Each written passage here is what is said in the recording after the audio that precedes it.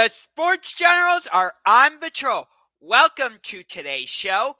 My co-host Jason, the official host of Analytics, as usual, will be here shortly. He's just getting things set up.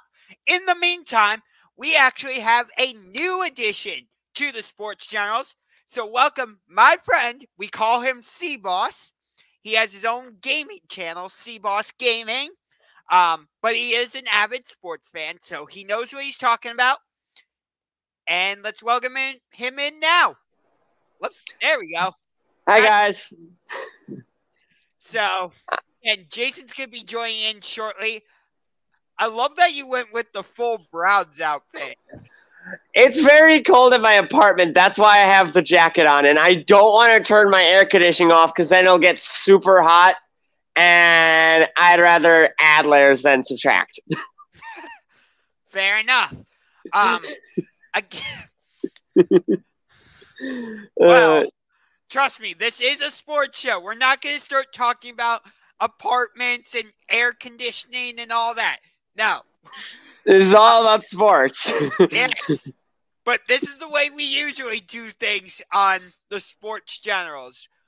We joke around a little bit to start the show, and then we get deep into it. So, Kyler Murray, what did you think of that whole thing? Signs this contract extension, but then but now he's got to watch film. Yeah, there's this little stipulation that the Cardinals slipped in where he's required to watch film. Which I understand. Like, you want your quarterback to watch film and get an understanding of the opponent that's upcoming. But the fact that they are putting it in his contract and that stipulation was made public just shows that Kyler Murray isn't exactly as responsible of a quarterback as the fans thought he was. Yeah, that's true. And they're good. Arizona's going to know, like, if Kyler is lying about whether he watched film or not. I believe the Raiders did the same type of thing with Jamarcus Russell.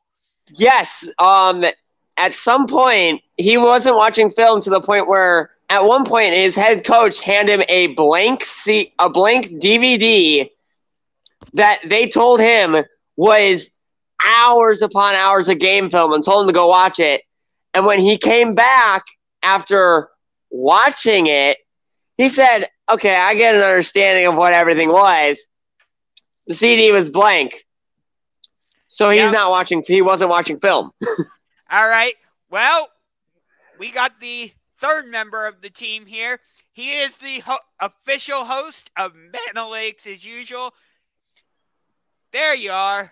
Where are you today? Hey, I'm at my normal Scorchers. Hey, what's going on, gentlemen? Wait. How are you doing? Man, hey, I'm hanging in there.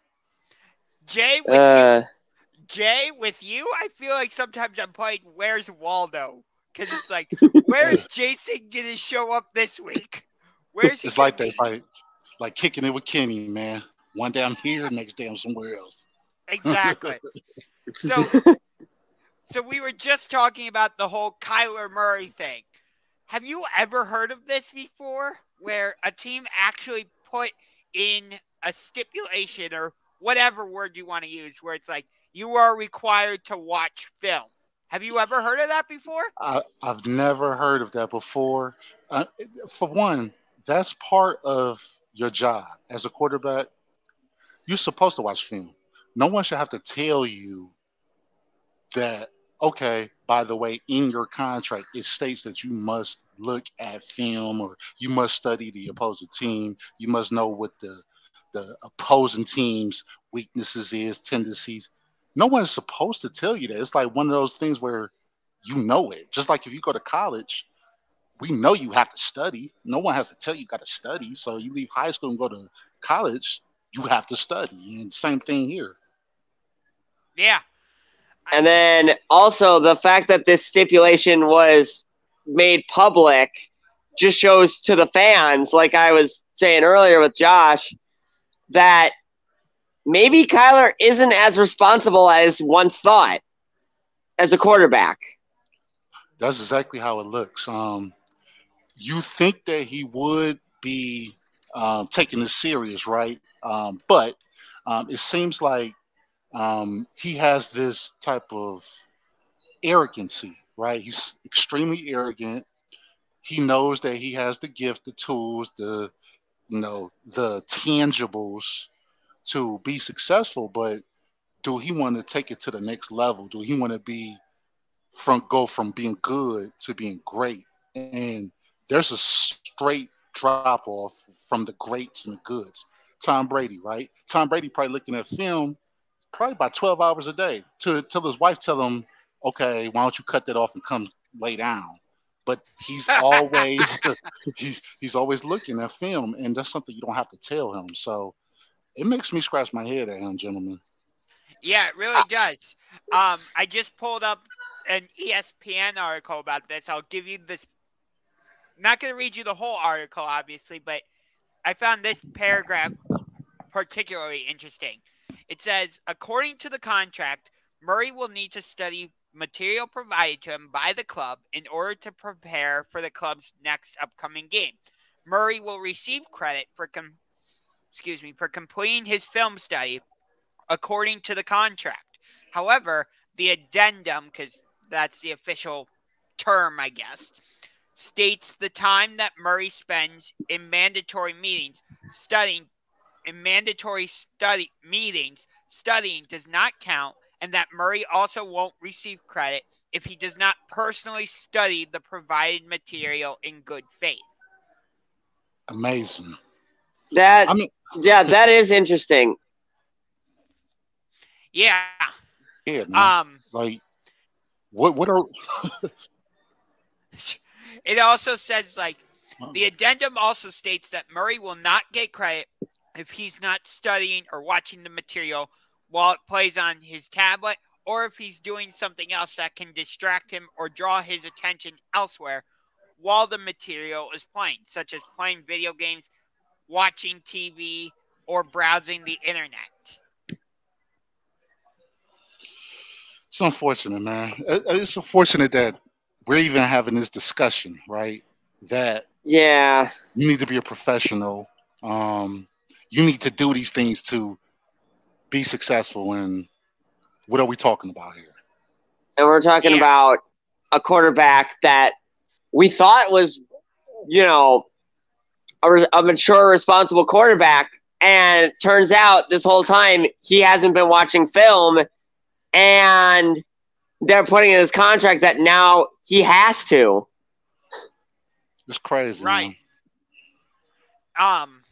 Like, how does this reflect on?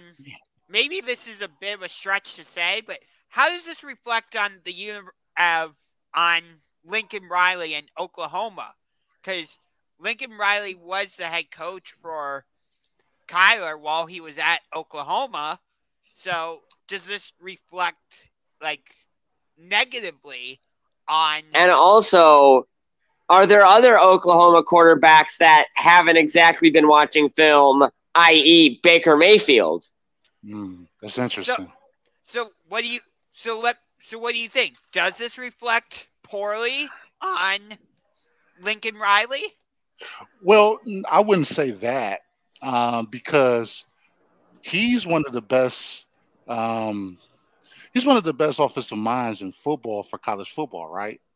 So, saying that he's the problem, I would not at all say that. He's probably taught them, but it comes down to the individual, man. You have to. Yeah, I'm putting this squarely on Kyler. He needs. If you want to be a top tier quarterback in the NFL, you gotta have the maturity to be able to watch film on your own without anyone needing to tell you that you've got to do that. Gotcha. Right. I do understand that. If I were to put any type of blame on Lincoln Riley for this situation, it would be a very small amount. So it's not like I'm going to put, like, if I were to put a percentage on it, for example, I would say Kyler gets 80% and Lincoln Riley maybe gets 20% at most. So, again, not a huge amount.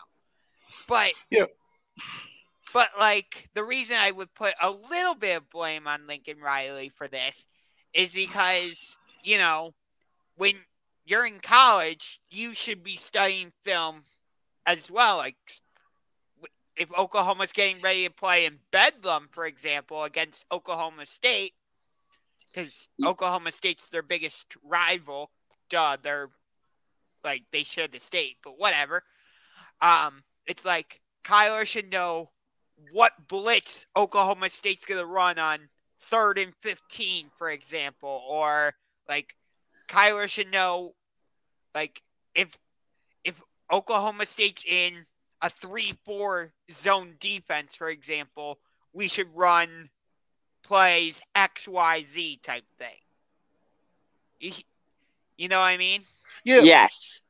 But again, guys, it's like, okay, if you are, you can't blame the coach for study habits, right? And I don't know. I don't think it does come down to the individual. It does. Like, it's all because, like, if you have a poor studying habit in high school or college, are you going to blame that on your teachers? No, that's on you for having poor study habits. Exactly. I totally agree. I do hear you on that one, 100%. So, but I just thought it was, an interesting aspect. One, I feel like somebody's going to make that argument, so I might as well be the first on that. That is an interesting take. Yeah. Also, in today's football news, free agent former Pro Bowl wide receiver and free agent Julio Jones has found a home with the Tampa Bay Buccaneers.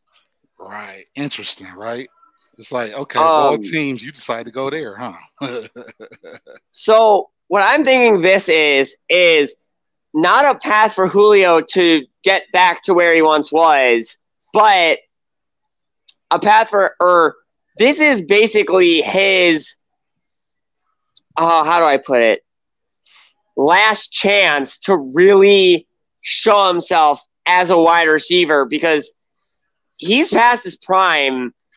I wouldn't be surprised if in the next 2-3 seasons he calls it quits. Yeah, he's at that stage, man. I mean, honestly, last year he, of course, was bitten by the injury bug like he normally is the last few seasons.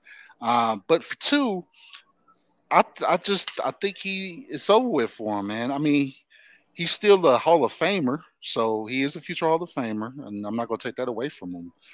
But as far as expecting all-star perennial, 105 catches, 15 touchdowns a season, Julio, that's not happening no more. No. I mean, even Tom Brady couldn't force that to happen. Absolutely. And here's the thing with that, Chris. Chris, you just brought that up with Tom Brady. He's going to try and develop that chemistry with Julio early in the season. But think about this. If they have to possibly depend on Julio Jones late in the season and have him be a prominent part of their offense, that's an issue, I think, for Tampa Bay. Absolutely. Are you saying if Chris Godwin or Mike Evans goes down with injury? Correct. I see where you're coming from. Because we know Chris Godwin, he's coming back from I believe it was a torn ACL, if I remember correctly. That is, I believe that is correct. So, he's not going to be 100% right away. Nobody ever is 100% coming off a torn ACL. It usually takes them a season or 2 to get back to where they are. Unless you're Kevin Durant in 2015-16. Yeah, it's still a uphill battle, though, regardless. Yeah. Exactly. Yeah. But, like, my overall point still is, like, Mike Evans and Chris Godwin need to be the primary wide receivers on that team. Like, for example, Chris and I are in a fantasy football league. You know, if I'm going to draft a wide receiver from Tampa in the first round, I'm not going to go for Julio Jones. Are you going to go for Mike Evans or Chris Godwin is the question.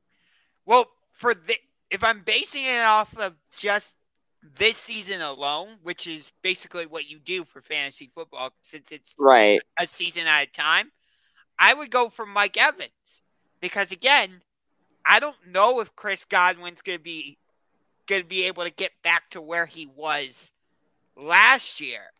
Right. And as I was saying, you don't want Julio to be the prominent receiver. Appears Jason's having a few technical issues. Hopefully he'll be back on shortly, but we march on here on the Sports Generals. So, speaking of wide receivers, DK Metcalf is surprisingly staying in Seattle. I don't know if that's a good idea given, you know, who's going to be throwing to him. He's definitely going to see a decrease in statistics. Yes. It is a 3-year, $72 million contract extension that includes $58.2 million guaranteed. Wow. I mean, hey, he's making that money, but on the offhand, he's getting thrown to by Geno Smith and Drew Lock. Yeah, I'm really surprised that he didn't take the route of A.J. Brown and Deebo Samuel. Granted, Deebo hasn't been traded yet. I'll admit that. But, like, I'm gonna say something a little bit, I'm going against the grain here when I'm talking about Deebo. I don't think he gets traded. I think he's just holding out until San Francisco trades Jimmy, and then they're going to give Deebo a big extension. But the issue is, nobody wants Jimmy Garoppolo. Yeah, Seattle doesn't want him. They're clear. If it's not obvious they're tanking to try and get Bryce Young, somebody needs a new pair of glasses with an upgraded prescription or something, because that's clearly what Seattle is doing. Of course. Seattle's no longer trying to win. They made it clear that by trading Russell Wilson to the Broncos for Drew Lock. Correct. And a bunch of other picks and stuff as well. And then they also let go of Bobby Wagner. Where is he free agent or did they trade him? He signed with the Super Bowl champions. Oh, that's right. He signed with the Rams. That team is going to be a tough one to beat, even without Odell Beckham Jr. because we still don't know where he's going. Yep, and Jason is back. We were just talking about DK Metcalf. Technical issues. Yep. Hey, we were just discussing DK Metcalf's new contract with Seattle. 3 years, $72 million. 58. How much was guaranteed? 58.2. Oh wow, yeah. I'm just surprised that he'd stay, given who his quarterbacks are. Yeah. I mean, I think that they could pay him the most, given the market and how late in the offseason we are, but he's worth it. I mean, given the production that he puts out. For sure. Yeah, although he is going to see a dip in that production if Drew Lock is the confirmed Week 1 starter. I don't quite trust Drew Lock. I don't think I ever did, but or Geno. I'd say Geno's at least a bit better. When Russell Wilson went down last year with injury, Geno Smith was at least somewhat decent. Yeah, which but is they a still got lot better. situation. Oh yeah. I feel bad for Pete Carroll on what he's going to have to deal with this season. I mean, I said this right before you came back on. If it's not clear that Seattle is tanking for Bryce Young, then somebody needs to go to the eye doctor and get a new prescription. Because it's clear as day that they're not trying to be competitive. They've given up their competitive acumen. Exactly. Why do you think they trade Russell Wilson? Why do you think they let go of Bobby Wagner? They're definitely in the rebuild stage for sure. Right. Yeah. So, with that being the case, we know the reputation in Seattle with the 12th man and all that and how loud they are. Do you think that the crowd, with Seattle going through this rebuild and all that, will the 12th man still be as prominent? It's always prominent. I mean, if you think about it, home field advantage in general, that's always going to help you. It's always going to help those middle of the road players, those, the Jimmys and the Joes, the just got on by the neck of my skin type players that just got on versus first or second rounders. It always helps you, right? But at the end of the day, you're a professional. And regardless of who the home crowd is, you could still have to perform at a high level regardless. You can't just skate by because you think that the crowd will help you win. You have to do it. You have to go out there and still put on a show. And yeah. It's interesting that we're talking about Seattle and crowd noise and all that. Jason, you and I have talked about like the affecting of crowd noise and stuff before on the show. In recent years, when Seattle was at their height of like seemingly being in the NFC Championship every year and being in the Super Bowl, 2 times in a row, we all know what happened in Super Bowl 49 with Russell Wilson making the stupid pass, but whatever. That's not. I don't think the pass was stupid. I just think that Malcolm Butler just happened to be in the right position and right timing to make the interception, which was smart on him for, I think, a second or third year player. I think that's actually more accurate. I shouldn't have said stupid play because, my philosophy on that whole thing, I'll get back to my main point in a minute. But my whole philosophy with that play was that Seattle was probably expecting New England to be in some sort of run-stop defense. So they're like, okay, let's try a passing play. And I think 9 times out of 10, that pass actually gets completed. It was just the one time it just so happened to be in the Super Bowl. Yeah, I mean, hey, he ran the play he was told to run by management.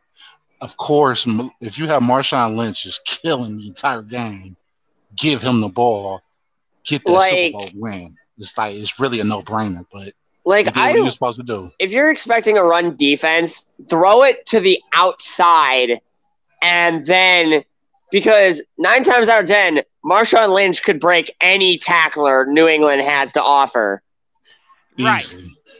Okay, so getting back to my main point, like when Seattle was at their peak during that time, they were in a fight with Arrowhead Stadium for loudest crowd noise. Like it seemed like they were, whenever Kansas City would set the record, Seattle the very next week would break the record for most decibels produced by an outdoor stadium.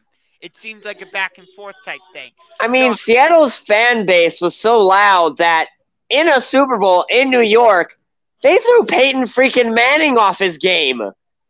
Yes. So I was actually trying to make an argument. Like, I know rivalries are typically like 2 teams hate each other, whatever. But what about 2 fan bases that don't necessarily hate each other, but are competing for a record. You picked up right where I was going without me even saying it. But you professional. Hey, at the end of the day, regardless how loud that crowd is, you're a true professional. And Yes. the pros like Tom Brady, Peyton Manning's, yeah, it might catch them off guard at the beginning, but they adapt to it. They go off a silent, probably a silent snap, something, but they adjust and make those adaptations, and that's part of being a pro. And Kyler Murray, if you're not watching film and if you're not looking into things like that, you're not going to get that part. Yeah. It's just going to be another Jamarcus Russell situation. Unfortunately. Exactly. Hey, speaking of Arizona Cardinals quarterbacks, the Browns signed one, Josh Rosen. Yep. 9 mistakes were made ahead of him, but were they really, though? Yeah, it's like, who is the mistake? At this point, no. I think that he never got a proper chance. In Arizona. Because they gave him 1 year, and he didn't exactly have the best head coach. They did get 4 chances, though, four different organizations. That is true. It always seemed like he would never be given that chance. But could Cleveland be the fresh start he needs? Well, maybe. I mean, he's not going to be the starting quarterback, even if Deshaun Watson is suspended, which I would love to know the answer to that because we're already in training camp. Like, the season, it's the end of July. Preseason's going to start soon. We have the most I'm hearing is 4 to 6 games. I doubt they would give him a whole year. Jose, sorry you got cut off, but Jose Ramirez just hit a home run in the top of the 4th inning. Guardians lead the Red Sox 1-0. I heard about Naylor's homer last night, and I gotta say, hey, that's 2 in a row. Come back from injury. Yeah. 2 in a row. Let's keep it 3. Guardians are trying to take 3 out of 4 against the Boston Red Sox in Fenway. Red Sox would still win the season series because they swept the Guardians in Cleveland, and then they won the first game of this series, so that gave them the edge. It felt like they owned them. Chris and I were at the 3rd game against the Red Sox when it was here in Cleveland. Boston won 8-3, I think it was. Yeah, and we got dumped on pretty hard by the rain too. Yeah, and the interesting thing with that game was I don't think there was a single home run. Nope, I didn't see one, and we were sitting in a home run section. Yeah, we were. Hey, that's real baseball though.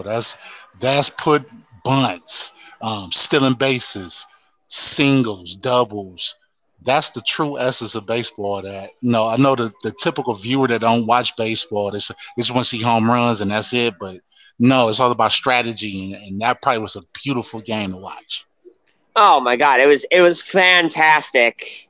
Except that we lost. Yes, correct. Yes, but given the fact that there were no home runs and it was all based on singles, walks, doubles, I think there may have been a triple, but I'm not sure.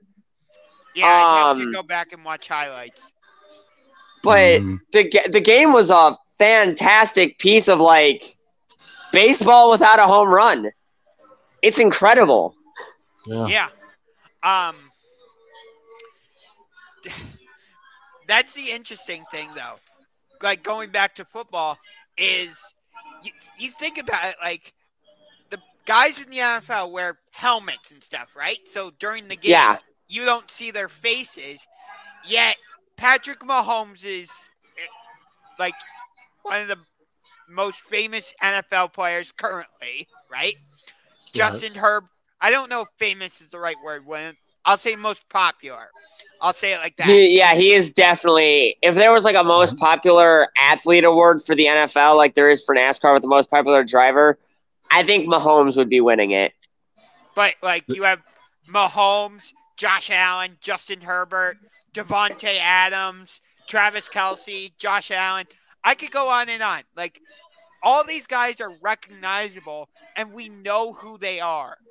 I don't feel like we have that same type of thing in Major League Baseball, even It's though true.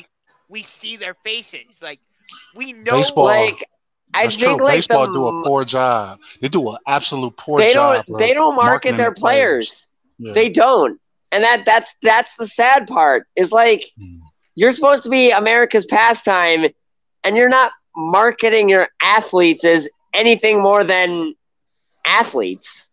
If we did a poll, if I walked on the street and asked 5 people who Mike Trout was, they probably would give me 5 different answers. And that's a slap in the face to Major League Baseball because they do a poor job he's right of now marketing. their most popular player. Yeah, I'd say Mike absolutely. Trout is the best player or one of the most valuable players in baseball, even though the Rockies manager said it was Jose Ramirez. Aaron Judge, I mean, they got the players. Aaron they Judge, they're marketing them. Right. Yeah, especially Aaron Judge, since he's like up and coming, he's a real stud for the Yankees. He's like their first real stud since I'd say A-Rod and Jeter. Yeah, and Jay, you mentioned like if you interviewed 5 people asking, "Do you know who Mike Trout is?" you would get 5 different answers. I bet if you did that same thing and said, "Do you know who Patrick Mahomes is?" they would all know, right? Wouldn't you agree on that? Yes. Absolutely. And now you could even it's also about baseball marketing. Not only is it that baseball is not marketing their players, but then commercials, right? Because that's how you know Pat Mahomes, that's how Mahomes you know discount stuff like that. Yeah, the Patrick Price, State Farm, all that. Patrick and it's the same Price, thing in the NBA. Like the commercials featuring all those NBA players, you had that Subway commercial with Steph Curry, and Steph Curry has a bunch of other commercials. That Dwayne Wade Gatorade commercial from when LeBron was with the Heat. You had all those commercials with all those NBA players, and you can't do that with baseball? Right, like I've even seen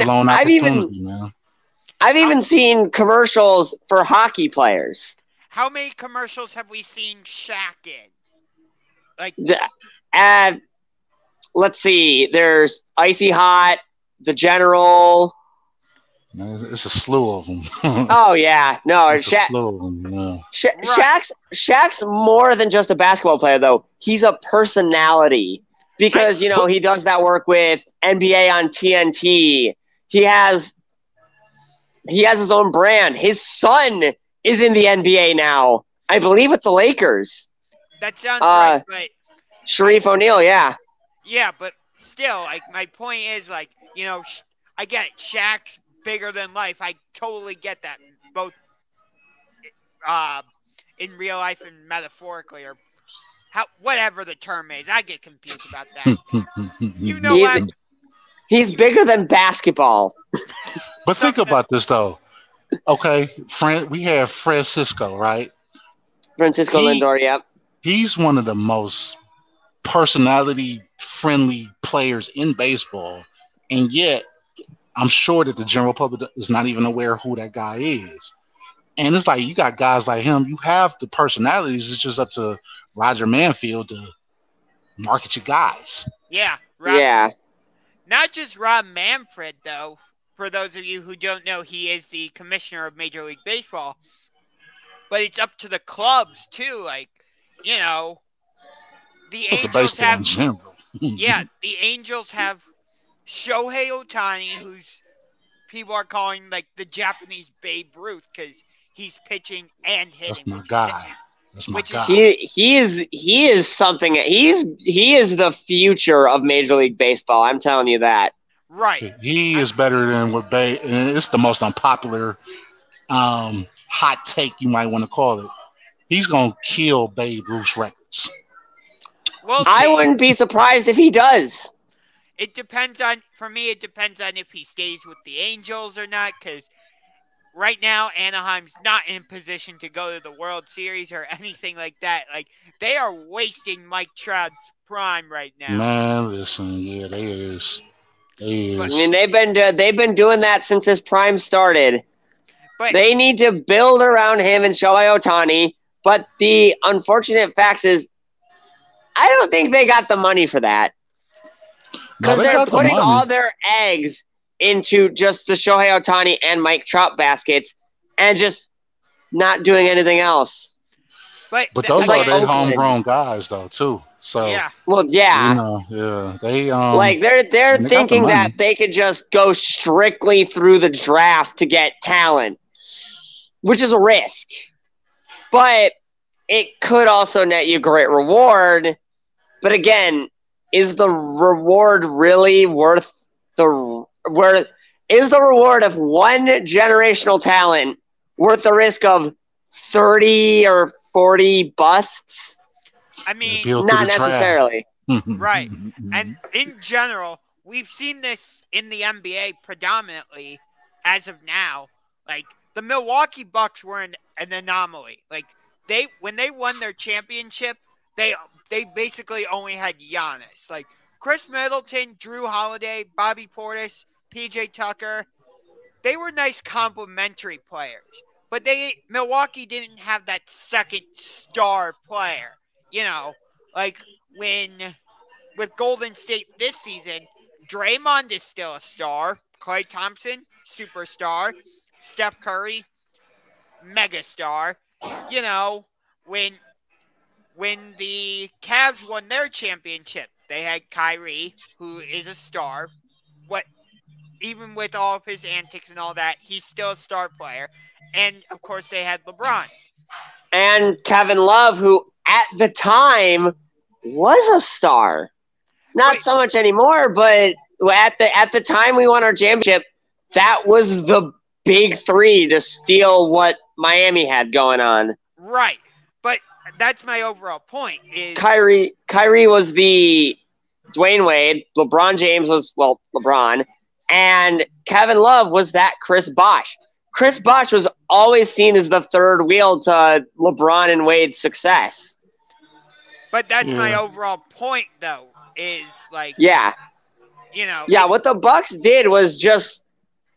I don't think that any team in the NBA could ever repeat that. Like, everyone touts Jordan as like, yeah, no, Jordan could take any team and win a championship with them. Nah.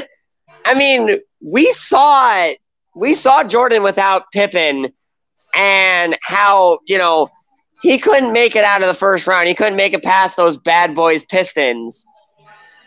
He needed Pippen to put him over into, getting his first three-peat. Well, they got to the second round, and then they would get bounced by the Pistons. But I understand what you're saying. Yeah, I follow you. It's just a matter of you got to have that growth. Support. You got to have supporting pieces. You got to go through it. You got to go through it. Right. And, Chris, on your point of, like, you don't think anybody's going to do it again with one player, before the Bucks did it in 2021, Toronto did it just 2 years earlier with Kawhi.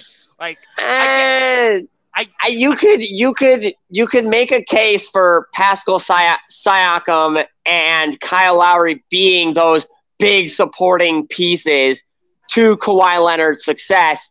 But let's be real here. The reason that the Raptors won was because Golden State wasn't healthy. And that's coming from someone who's been a huge Raptors fan since Vinsanity, since Vince Carter. And I'm saying that the Raptors should not have won in 2019, or the Raptors would not have won if Golden State had Kevin Durant and Klay Thompson at full health. Oh, if Golden State was fully healthy in that year, I think Toronto maybe wins a game in that series. I don't even think... Yeah, you can make a case for them to win a game. Right. But I hear what you're saying about Pascal Siakam and Kyle Lowry, but it's hard. It's hard for me to put those two like in the star player category That's why I'm saying they're more of a supporting role, like Kevin Love, like Chris Bosh.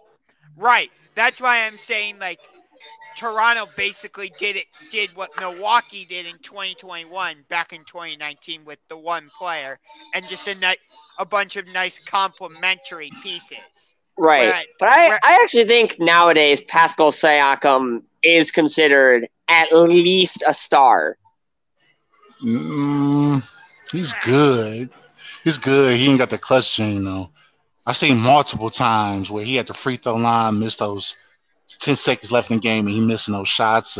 He missed a jumper, and he just already got 36. I don't think he got that gene at all.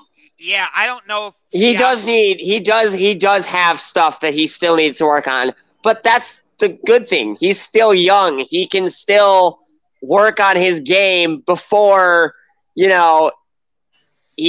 before he reaches his true prime. Right. And the thing too is, like, here's the other reason I don't put Pascal Siakam in that star player category. Even in the star player category, I get it. There are tiers to it, like tier 3, tier 2, tier 1. If you want to make it tier 4 and tier 5, you can do that. I don't care. But so I do get that.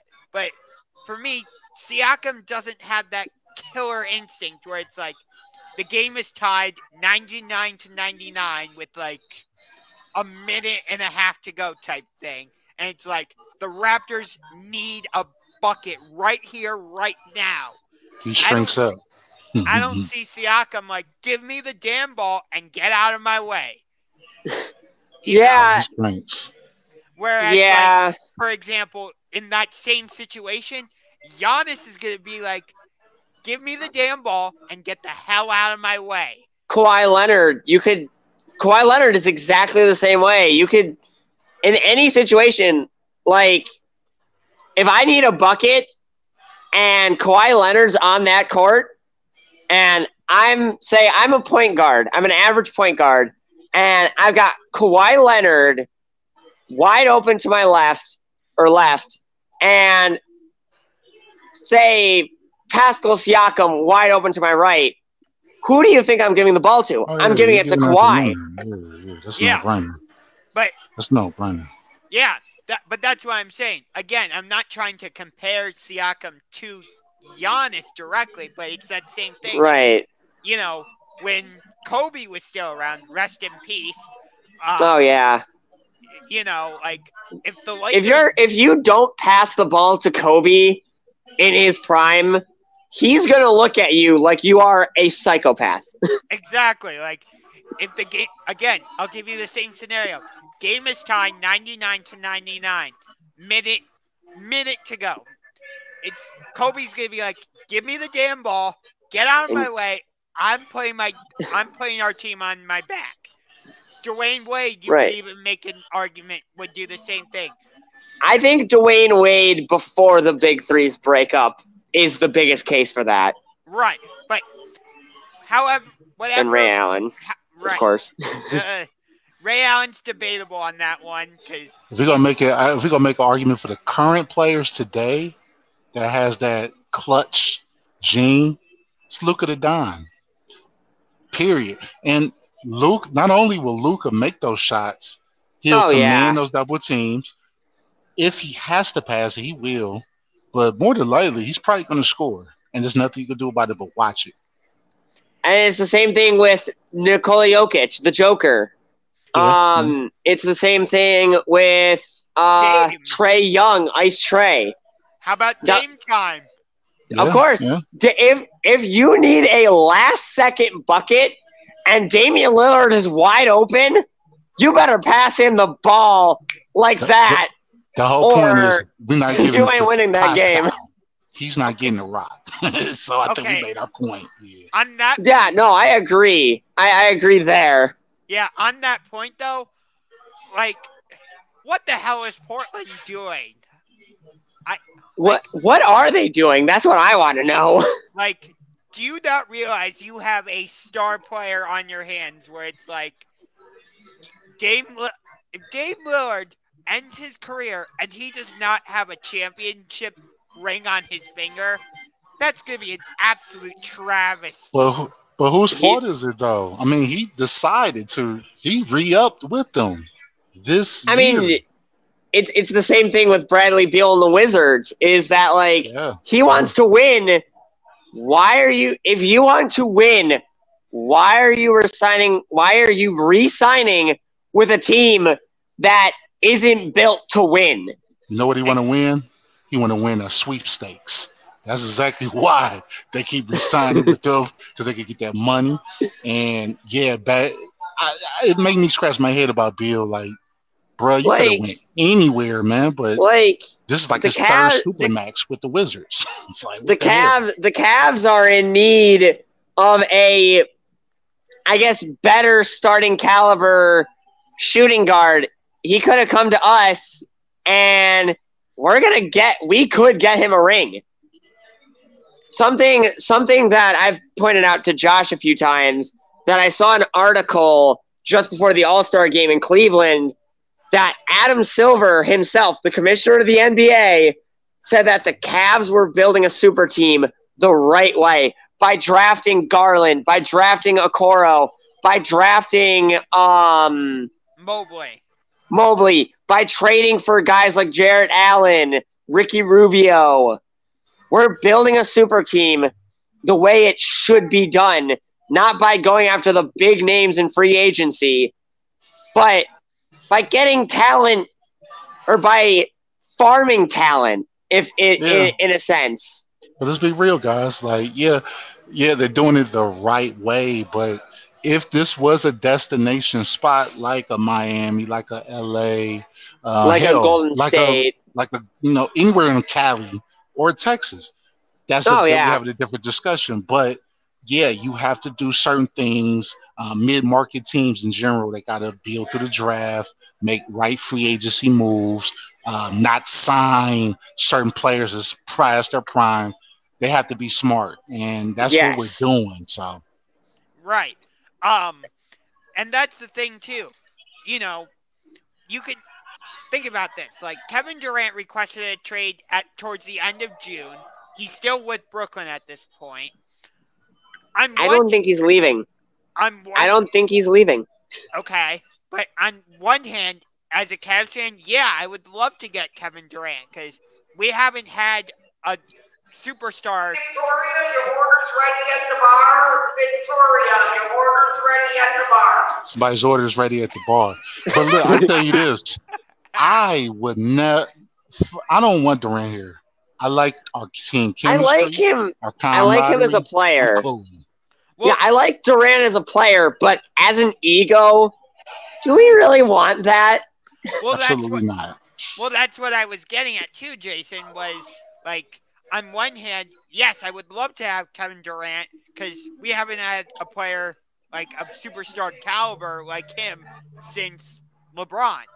Right. But on the other hand, in order to acquire him, we would have to gut our team, whether that's giving up. Right.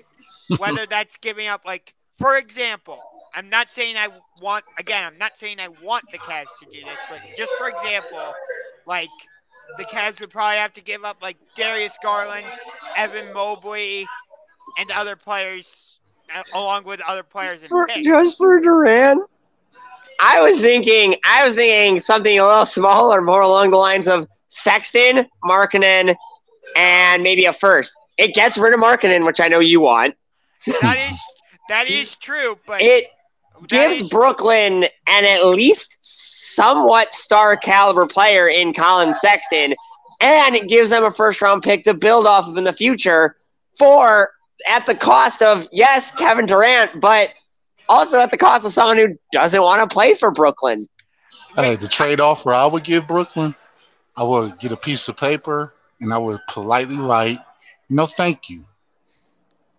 Okay. Huh? I'm not giving rid of none of our young assets.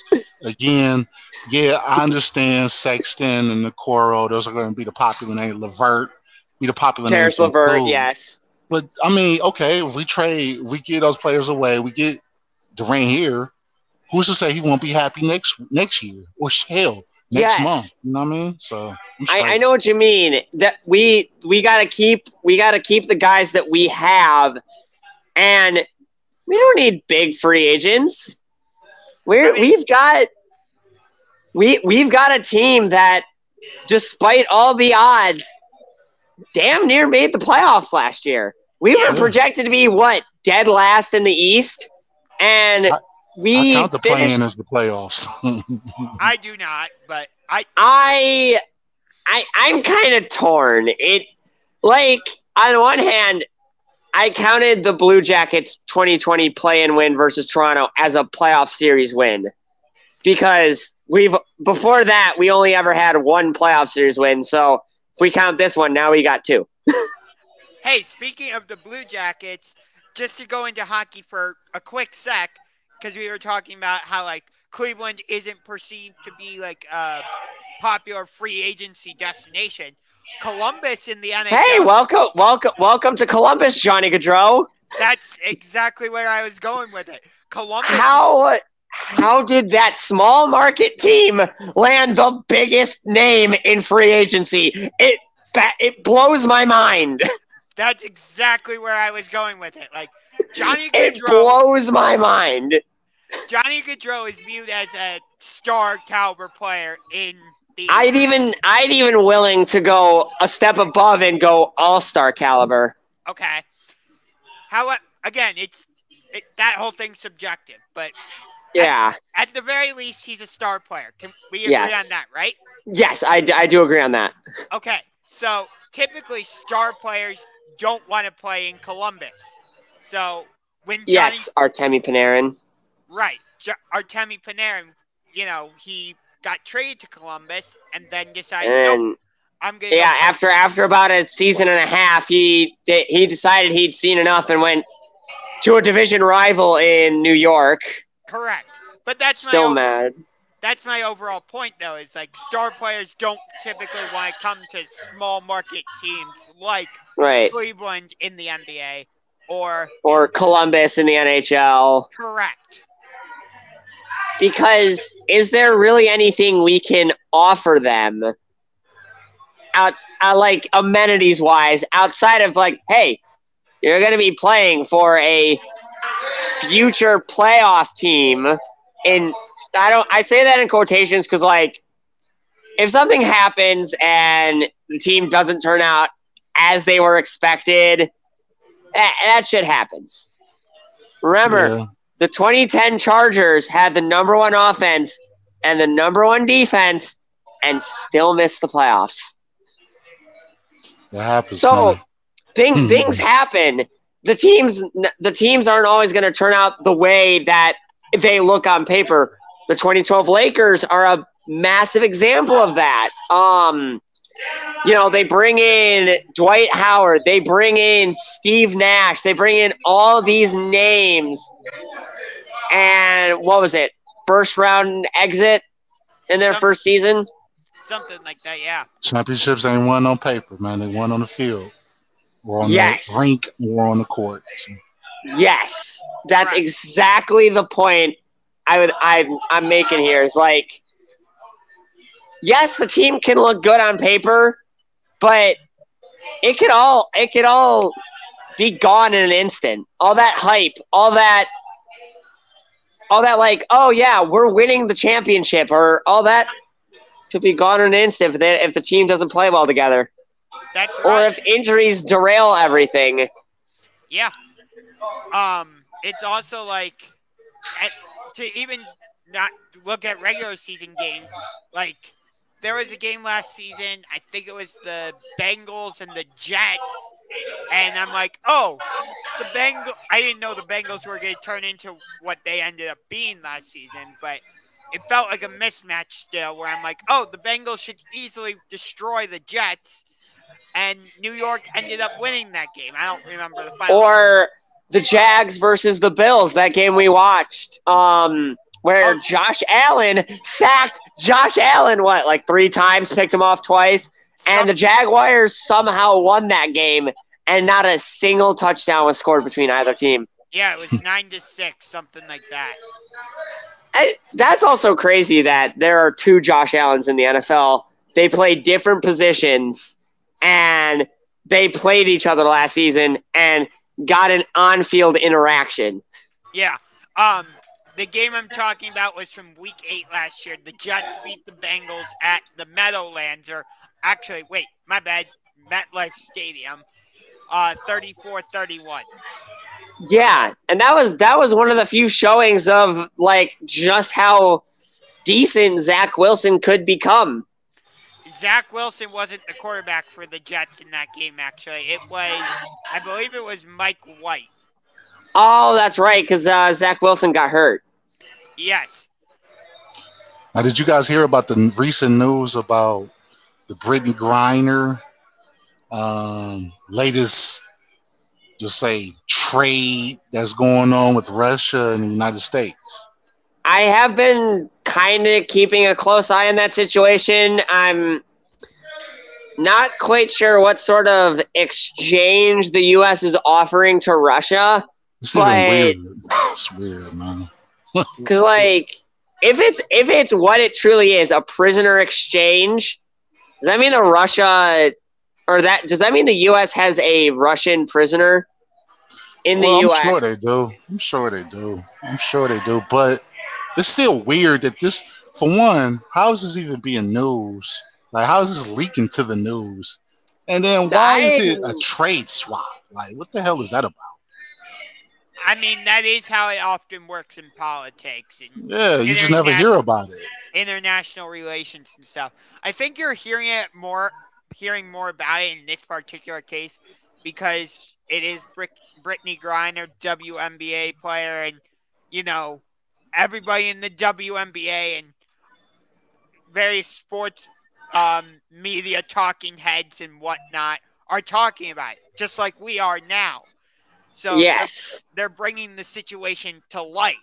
You know, I'm sure there are other situations like this that just aren't getting this type of attention. Whether that's mostly because, like, it's not being covered by not only political media, but sports media as well. Correct. Whether that's right or wrong, that's all subjective, and we're not going to get into all that because we don't really love to talk about politics on this show unless, you know, something like this happens, or when Jay and I were talking about, like, the shootings that happened in Texas during the Western Conference Finals with the Mavericks and Warriors and all that. But in general, we don't really touch on politics too much. Yeah, we do politics and religion at home and talk about sports in the field. Yep. Exactly. So, all right. So we're going to start a new segment in anticipation of the NBA season tipping off in October. We talked about this yesterday on our planning meeting. So each week we're going to do some sort of top 10 list about either current players, all-time players, coaches, whatever. So I think today let's do. Well, what do you guys want to do for today? Well, let's start with the thing that Jay wanted to talk about, which was all-time starting five. Okay. Yeah. All right. I'm all for that. All right, cool. All right, so I'll start. I got John Stockton at point guard. I've got Kobe Bryant at shooting guard. He's one of my all-time favorite players, so I can't leave him out. Small forward. Small forward's hard. I could go LeBron. I kind of want to go MJ on this one. I feel like he could play the three. Small forward. You can put MJ at the three. I've seen a lot of people do that. I want to hear this lineup. Actually, no, I'll go with LeBron on this one. I gotta go LeBron on that one. Interesting. I'll have MJ as my sixth man. Wow. Okay. MJ off the bench? That's interesting. Who's your power forward? Who's your power forward? I need to see who's at the 4 here. Easy. Tim Duncan. Okay. I can see that. And center, Shaq. Okay. All right, here's mine. At point guard, as much as I do not like this guy, Steph Curry. Greatest point guard of all time.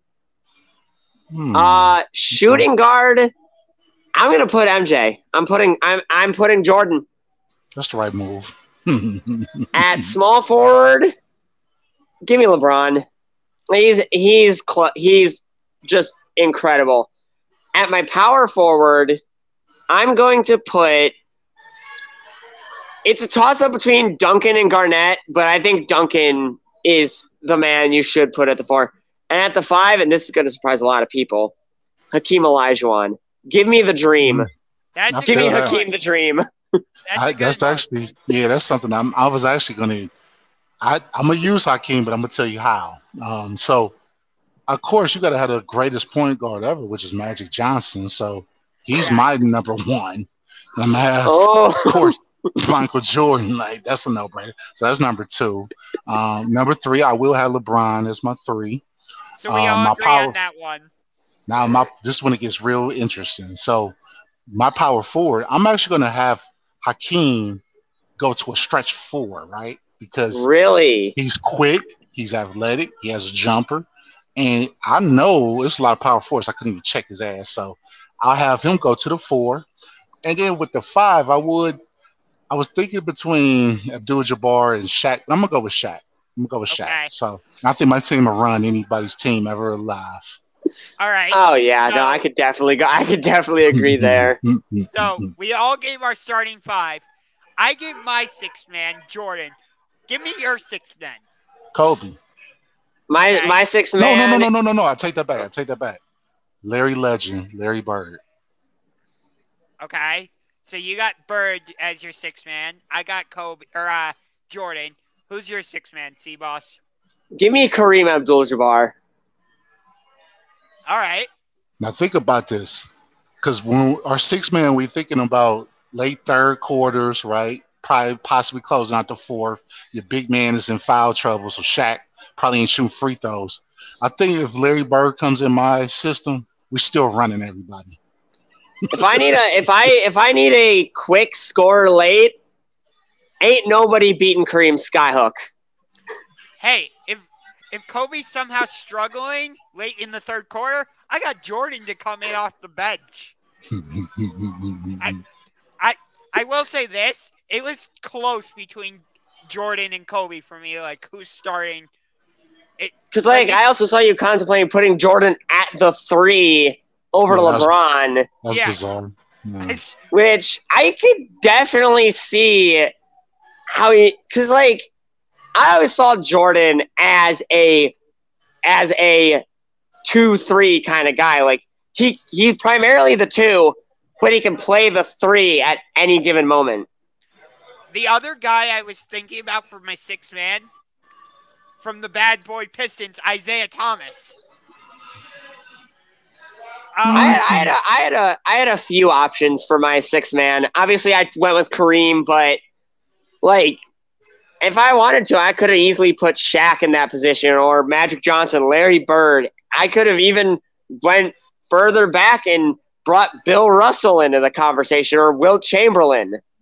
I just went with Kareem because if I need a quick late score, if I'm down by 1 or the game is tied and I need that quick score that ain't no one stopping, give me Kareem Skyhook. That is true. That's the thing with these types of top 10 lists. It's all subjective. I wouldn't say anybody's wrong. I wouldn't say anybody's necessarily right. It's all based on what your thoughts are and what your thinking process is in this situation. And until someone brings something to you, bring awareness to you as far as certain lineup or matchups and certain probabilities and stuff, then that's when it gets real fun.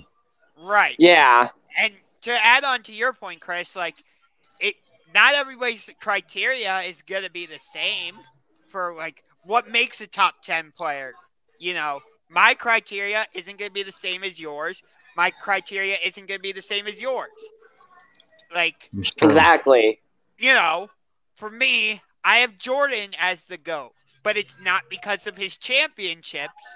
Although, let me say it like this. The championships are a factor, but for me, they're not the primary factor. I never saw championships as like a status of greatest of all time. Like, everyone just boils it down to, oh, this guy has more rings than this guy. Yeah, well, the guy with less rings has better stats and had more longevity in the league than the guy you're touting as the GOAT, because that guy had more rings. Right. Like, for me, even though I didn't get to, like, actually watch Jordan because I was a late 90s kid. So. Yeah, we got to watch the Wizards version of Jordan. Yes. But nobody talks about the Wizards version of Jordan. I seen the Chicago Bulls. But that's version. No, but Chris, you just hit it right on the head. Like, when you think of Michael Jordan, you don't think of him in the Washington Wizards jersey. A lot of people still don't know that he played for the Wizards. A lot of people think that he retired a Bull. But again, that's my point. Like, we automatically associate Jordan with the Chicago Bulls. I think if you want, I get it. He played with the Washington Wizards, but that was later in his career. So if you want to, I think if you want to say that Jordan essentially only played for one team, that's fine to say. It's not the whole it has some truth. It has some truth to it, but it's not the whole truth. It's like a stretching the truth kind of thing. Right. I think he played 2 years with the Wizards, so yeah, you can't. Yeah, true. What's real is real. If he'd played one more year, he would have gotten to play against LeBron. But again, overall, people don't associate Jordan with the Washington Wizards. Right. People associate Jordan with the Chicago Bulls. So that's why I have him as the GOAT. He wasn't a team hopper, whereas like with LeBron, I get it. Most people I think are going to associate him with the Cleveland Cavaliers, but he went Cavaliers, Heat, Cavaliers, and now the Lakers.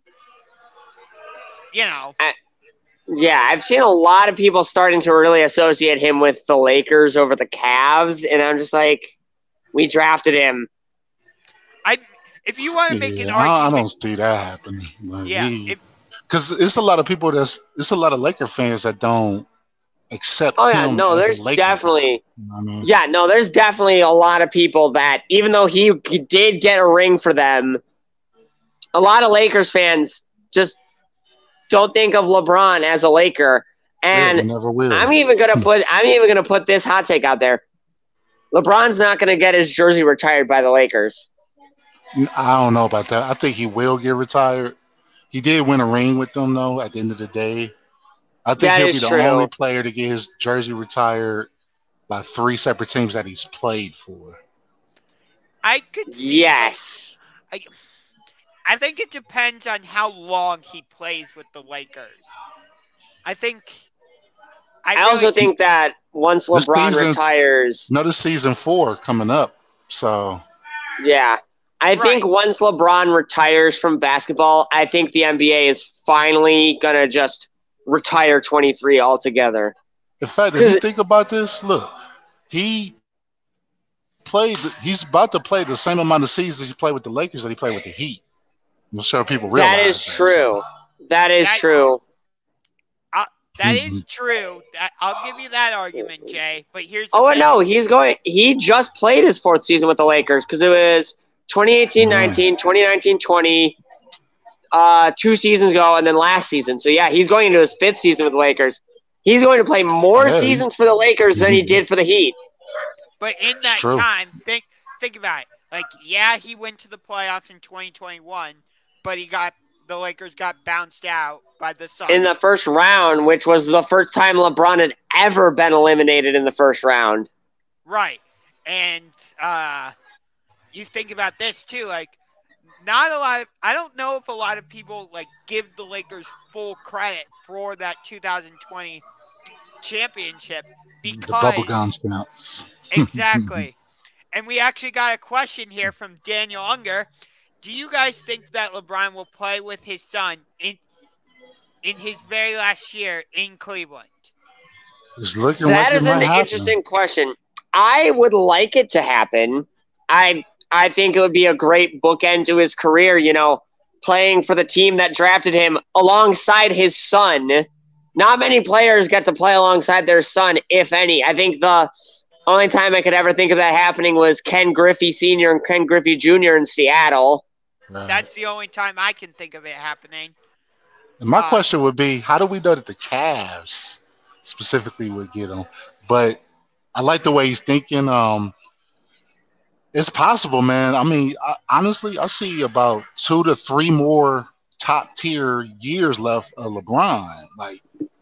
Like he says he wants to go like 5 or 6. I don't know if any player could last or 5 or 6 more years at LeBron's age other than LeBron James. Right. Yeah. He on another level. He's built different. So is Tom Brady. Yes. Yeah. I mean, I don't know any hockey player that can make it to the age LeBron is at, let alone the age Tom Brady is at. Like, well, I mean, there's one current player, but he's over in Europe, but he's been playing for the longest time, and I think you know who I'm mentioning. Yes, I do, but I'm talking about, like, current NHL players. Didn't Brett Hall, didn't he play like 18 years or something, like 20 years close to it? Jaromir Jagr? Yes, he did play. Yeah. He played in the NHL from about maybe late 80s to just about 2017 in the NHL. Something like that, yeah. Because his last team was the Calgary Flames, and not many people knew that he played the first year of the Adidas brand, which, by the way, after the 2023-24 season, Adidas is gone from the NHL. They announced it this morning that after that season, their brand deal is done, and that the NHL is going to have to find another new jersey designer, which could open the door for CCM. It could open the door for Nike or any other number of brands. Right, or the company that designed the new attire for the UFC. I think it's Venom. Venom, I don't think they would do hockey. They're mostly for fighting gear. Like, they're mostly designers for fighting gear. True. I ain't rocking no Venoms. I ain't rocking no Venoms, chick. Hey, speaking of fighting, I like the shorts that they came out with for the UFC. They look clean. Hey, speaking of the UFC, we got a pay-per-view this weekend. UFC 277 from American Airlines Center in Dallas, Texas. The main event is for the Women's Bantamweight Championship. That's going to be good. And it's a rematch from the co-main event of UFC 269 between Amanda Nunes and the woman who finally dethroned her, Juliana Pena. Correct. Mm-hmm. And we have a fight for the interim flyweight title between Brandon Moreno and Kai Kara France. Which is also a rematch. Hey, Josh, speaking of interim titles, don't we have something new to report on in the world of AEW? What? Oh! On August 10th. Oh, that's right. Jon Moxley is defending his interim AEW title against the man who the Blackpool Combat Club hates the most, Chris Jericho. the champion.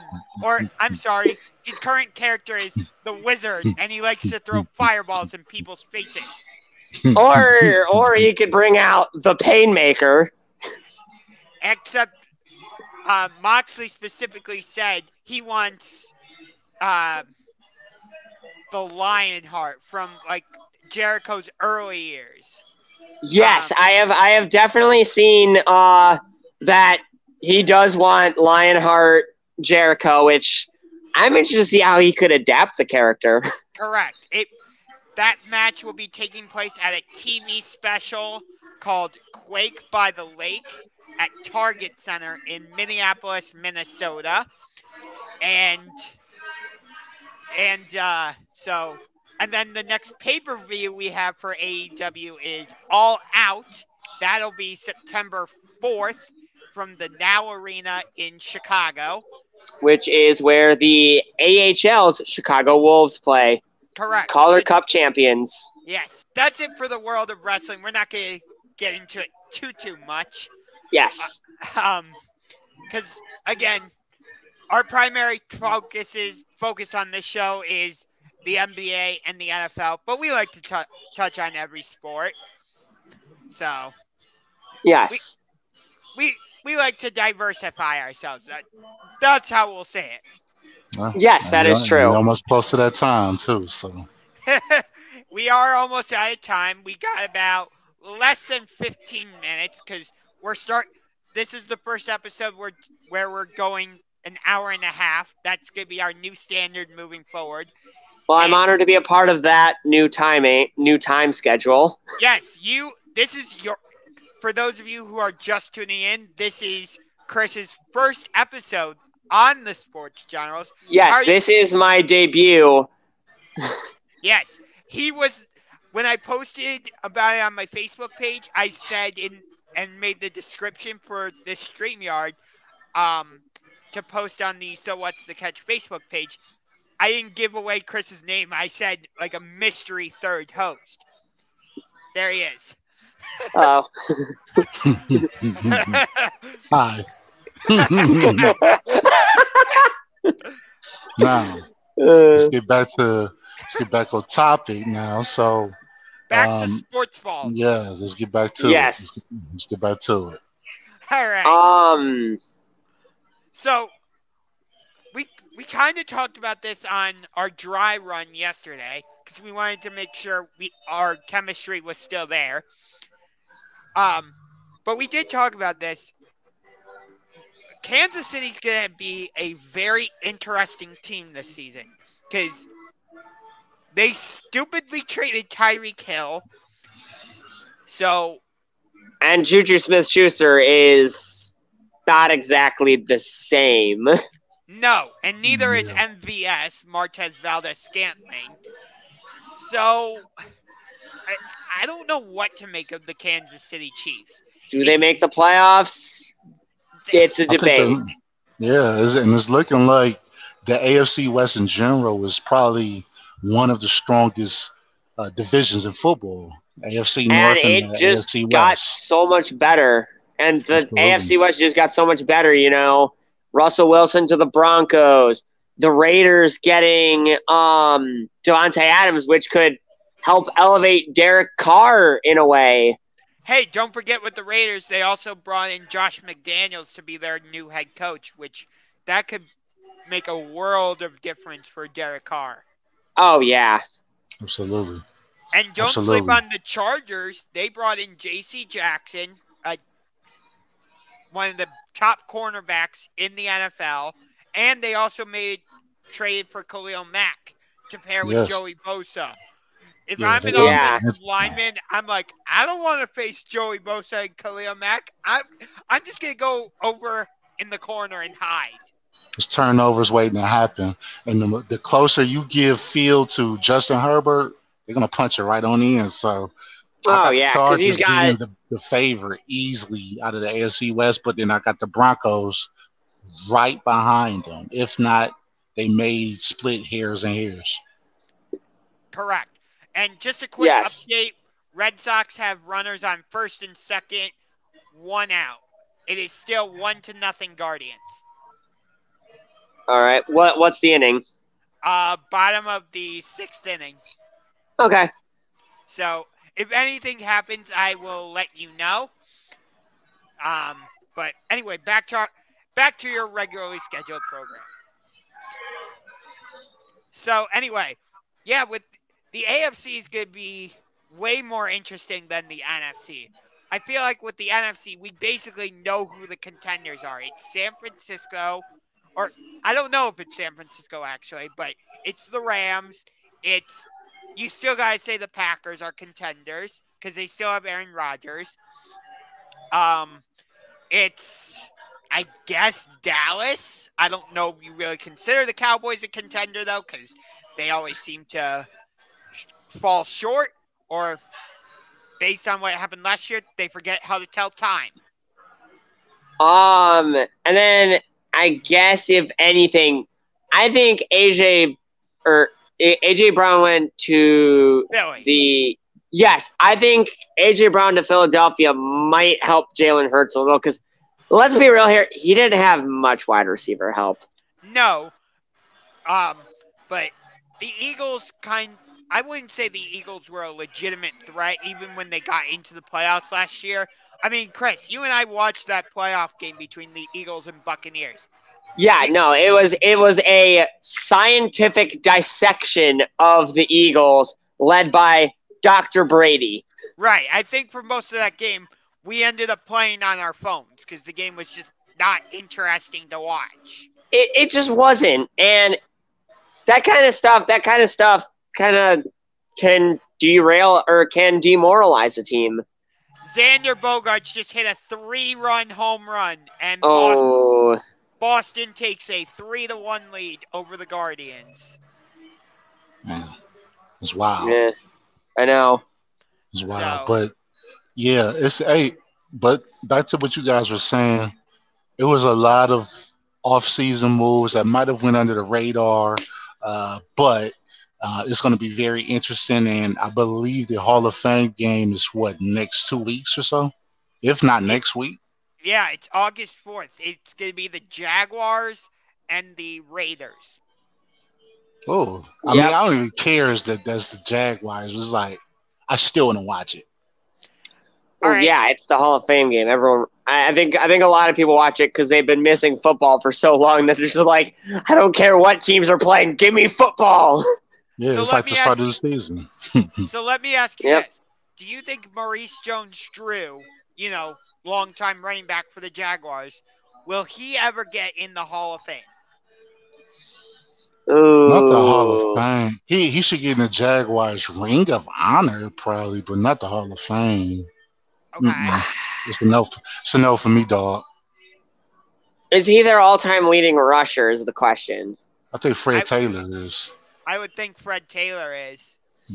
I'm going to say no just because you have to at least – because under some criteria for Hall of Fame, you have to at least be your the primary stat leader for your team. But there would now if we're talking about fantasy football Hall of Fame, hell yeah. Oh yeah. No. If you are going up against someone with Maurice Jones-Drew in fantasy back in 2012, 2013, you might as well wave that white flag because it's over. Yeah, he can catch you on receiving and on rushing. So. Oh yeah. If you put him in your flex, you're getting easy 650. 60 points out of him. Oh, by the way, hey Chris, who won our fantasy football league in its first year? Josh did. He beat me in the finals because I stupidly put Antonio Brown over Jamar Chase. The one game Jamar Chase decided to catch fire. God, not that one. Because I played him, and I'll tell y'all this. Not only did I win a championship, I was the Avon Barksdale. What an honor to be a part of that team. But we had a bye week. I won a title. And I would have won a title in the second league, but there was just a glitch that ESPN we had to get involved with, and it didn't go my way. But, hey, I can't wait for this year, job. Oh, yeah. That would be fun if we had our own fantasy league. Although I think Also, this was also, by the way, for the people watching at home, this was the game that I decided to put Antonio Brown in. That was the game he quit on his team. Oh, Hey, boy. we got another question. Guys, I think I would like to hear your take on the Cleveland quarterback situation. The season is coming up pretty quick here, and what's going to happen? Well, I believe Kevin Stefanski already said that if Deshaun Watson is suspended, Jacoby Brissett is going to be the starting quarterback, which if it's a 4 to 6 game stretch, that's not much of a problem. We can start off our season with Jacoby, I think Josh, you said our first 4 weeks could be easy wins for Jacoby Brissett. Right. And then have Deshaun come back, and then, magic. I think we'd be hopeful, though, that 4 to 6 is not guaranteed. It's not guaranteed. We kind of already knew this coming into the season, that we knew he was going to be suspended. We knew he was going to miss some games. It was just a matter of how much. But if it's only 4 to 6, sign me up for that, because Jacoby Brissett can at least win. He can at least go. Let's say it's 8 games, right? He can at least go 5-3. Right. Easy. So I'd agree there. I think we're actually going to start off this season, the first 4 weeks, 4-0, because the Panthers. I hope you're right on this one. What is Baker Mayfield going to do? Finally throw to a Browns player? That's right. cheap. Yeah. That's cheap. Week 2, the Jets. It's the Jets. Yeah, but they saying that I don't know where this is coming from, but their quarterback is a dark horse to potentially have a breakout MVP season. I don't believe that. But it's Wait a minute. Stop. Just the Jets. Let me stop. Wait a minute. Zach Wilson is nowhere near MVP caliber yet. Absolutely not. Let me stop you right there, Jason. You're hearing that Zach Wilson is a dark horse candidate to... Man, I don't know where the hell this is even coming from. Yeah. It feels like it's coming from Mike Green's camp. It really do. But yeah, man, it's weird. The Jets is going to jet. It's just a matter of which week they jets it. Yes. It's just one of those things. I love this comment. Chris, that was really funny. Is Baker finally going to throw to a Browns player? That was hilarious. Yes, thank you. That I've been saving that one for a bit. I can tell you were sitting on that one. So and then I don't think he's gonna be the starter though. And then who do we play week 3? Isn't that Pittsburgh? Yes, that is the Pittsburgh Squealers. If it weren't Big Ben, I'd say we'd take the L on that one, but I don't even think they know who their starting quarterback is. No. Who's it gonna be? Mason Rudolph? A rookie with tiny hands? Run and win. And then who's the other guy? I forget his name. Mitch Trubisky. Ah, yes. The MVP. The Nickelodeon valuable player. Yes. A City fan favorite, though. He is from Cleveland. He is from Cleveland. But I don't think that hell no, it's not happening. Yeah. He's not as good as people think he is. Just because he sat behind Josh Allen, that don't mean he's and also at that, when he did lead the Bears to the playoff twice. No, that was their defense. Exactly. It was all defense. They had Khalil Mack. Correct. And a bunch of other pieces. So I'll give you the first 6 games just on the basis that Deshaun suspended 4 to 6 games. We're going to go with that for now. So it's at Carolina. Win. Home against the Jets, which I predicted the home opener would be against the Jets. Right? He did. He called it. I was there when he called it. I had been predicting that right from the damn start. So. I was there when he called it in, and when the schedule was revealed and it got revealed that the home opener was against the Jets, I was there with him, and The look on his face was priceless. I witnessed it too, and I heard the facial expression that he had, and I heard the "I told y'all I knew what I was talking about."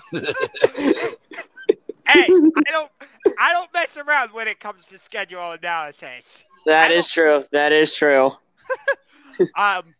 Week 3 we get the Pittsburgh Steelers. Easy win. Well, not easy win, but still, we're gonna win that one. Week 4 at Atlanta. The Falcons just named Marcus Mariota their starting quarterback.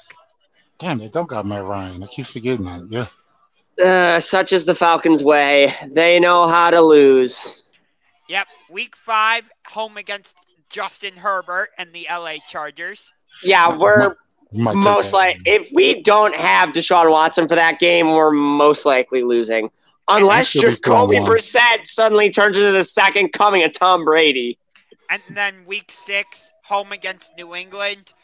I know the Patriots don't have an offensive coordinator because they're just not doing that. But we seem to always have trouble with the Patriots anyway. So I'm going to personally say the last time we beat them was what, 2010? Yes. So, and that was because Peyton Hillis decided to have a monster game. Correct. We will do a proper schedule prediction show closer to the start of the NFL season. So don't worry about that.